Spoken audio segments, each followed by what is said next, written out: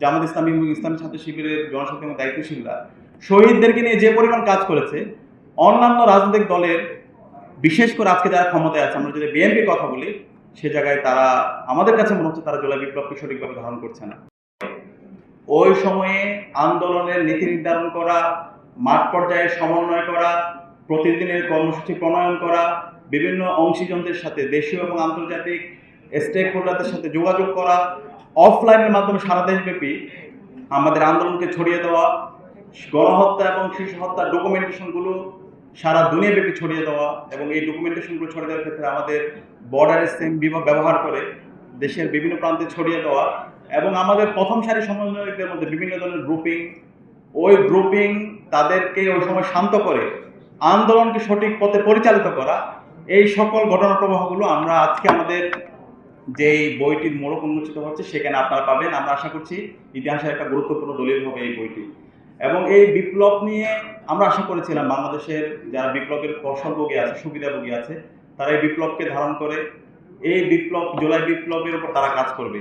কিন্তু আমরা অবাক হয়েছি আজকে বিপ্লবের ফসলভোগ করে 2 বছর আমরা পার করছি।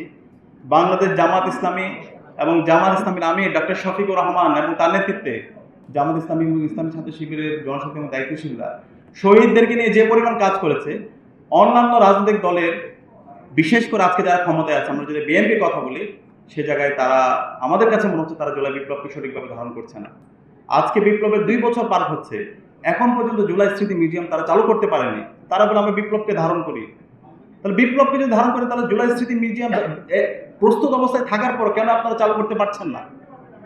এবং আমরা একই সাথে দেখতে পাচ্ছি এই শহীদ পরিবারগুলো আস্তে আস্তে বিচারের জন্য ঘুরছে, কিন্তু বিচারের নামে আমরা দেখতে পাচ্ছি যারা খুনি তাদের কাছে বিভিন্ন জায়গায় দায় মুক্তি দেওয়া হচ্ছে এবং তাদেরকে সচিবালয় থেকে শুরু করে বিভিন্ন শিক্ষা প্রতিষ্ঠানে, বিভিন্ন দপ্তরে অধিদপ্তরে তাদেরকে পুনর্বাসন করা হচ্ছে। আজকে বাংলাদেশ জামাত ইসলামী যে কাজটা করছে সেটা রাষ্ট্রের দায়িত্ব। রাষ্ট্র ব্যর্থ হয়েছে। বাংলাদেশ জামাত ইসলামীর আমির ডক্টর শফিকুর রহমান নেতৃত্বে সর্বপর্যায়ের নেতৃবৃন্দ সে কাজ করেছে। আমি আজকে স্যালুট জানাই বাংলাদেশ জামাত ইসলামী ডক্টর শফিকুর রহমানকে। তিনি বয়সে বৃদ্ধ হইতে পারে কিন্তু তরুণ। প্রত্যেক শহীদ পরিবারের কাছে তিনি গিয়েছেন। শহীদ পরিবারকে তিনি নিজের পরিবার হিসেবে তিনি গ্রহণ করে নিয়েছেন। বিপ্লবের পরে শহীদ পরিবারের স্মৃতিগুলো নিয়ে, শহীদদের আকাঙ্ক্ষার কথাগুলো নিয়ে স্মারক বের করেছেন। প্রায় 11 খণ্ডের স্মারক, সেটা ইংরেজিতে অনুবাদ হয়েছে, সেটা আরবিতে অনুবাদ হয়েছে এবং সারা দুনিয়াব্যাপী আজকে জুলাই বিপ্লবের কথা, গণহত্যার কথা সেটাগুলো ছড়িয়ে পড়েছে এবং সেটা হচ্ছে আজকে পার্মানেন্ট কাজ। এবং ঈদের সময় প্রত্যেক শহীদ পরিবারের জন্য তিনি উপহার পাঠিয়েছেন, কুরবানির জন্য উপহার পাঠিয়েছেন।